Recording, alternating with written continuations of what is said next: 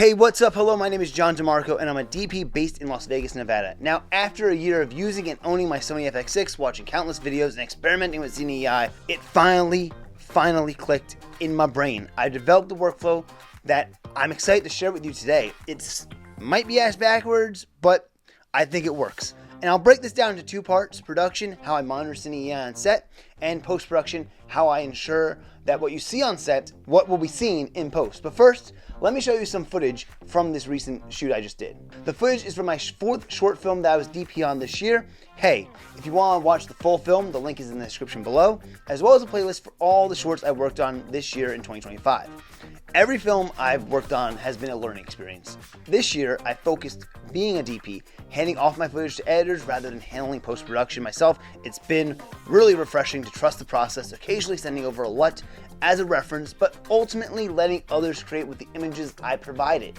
This shift has helped me grow and reinforce the importance of showing directors, producers, and editors the look I'm aiming for. For this short, hey, we use simple, affordable lighting, clamp lights, 6 of them, with 40-watt soft white bulbs equivalent to 2700 Kelvin. I got those from Home Depot and Lowe's, and we also have a workbench LED tube light, which was around, I believe, 5600 Kelvin.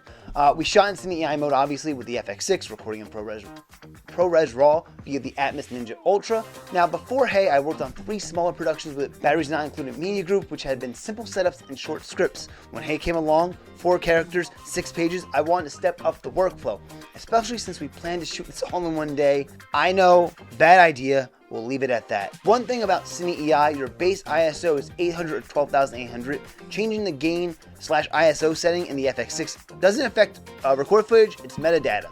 Now, to monitor the exposure properly, I enabled the LUT output for SDI, HDMI, and my camera's viewfinder. You could bake in the LUT, but I prefer post-production flexibility.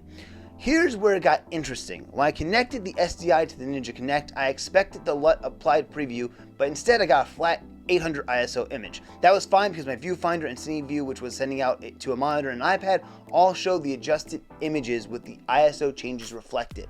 Why am I doing this workflow? Well, I monitored at an ISO 400 while recording at 800. This helped the producer, editor, and director see the intended image on set while preserving highlight detail. Shooting RAW gave us much more flexibility in post. Now, before, I always shot at ISO 800 with a LUT on the monitor, but this refined approach gave me more confidence in lighting. Now, let's head into post-production. Now, after wrapping, I was eager to review the footage and create a LUT for Isaiah, who was our producer and editor. I worked in Final Cut Pro 11 because Apple ProRes RAW offers better flexibility than Premiere, which only allows exposure adjustments and log profile changes, or Resolve, which requires transcoding to massive cinema DNG files. In Final Cut, under modified ProRes RAW, I adjusted the ISO to 400. Some shots still felt too bright, so I lowered them to 200 or 250, and the image stayed clean and detailed. Now, the question is, John, what if I'm not using ProRes RAW? Well, if you shoot internally and need to match your onset look, Catalyst Prowse, it's a game changer. Surprisingly, I never saw anyone mention this in the Cine EI tutorials that I watched, but in Catalyst, go to color and adjust your ISO to match your intended exposure. Just don't exceed your base ISO or it'll introduce noise. This method ensures the editor and color see what you envisioned. For DaVinci Resolve users, the paid version lets you manipulate Sony 10-bit files similarly to RAW, though I haven't explored much of that yet. This workflow is ideal for small productions where I'm honing my skills as a DP and getting my name out there. I'm always going to try to redefine this workflow as well and always try to improve upon it.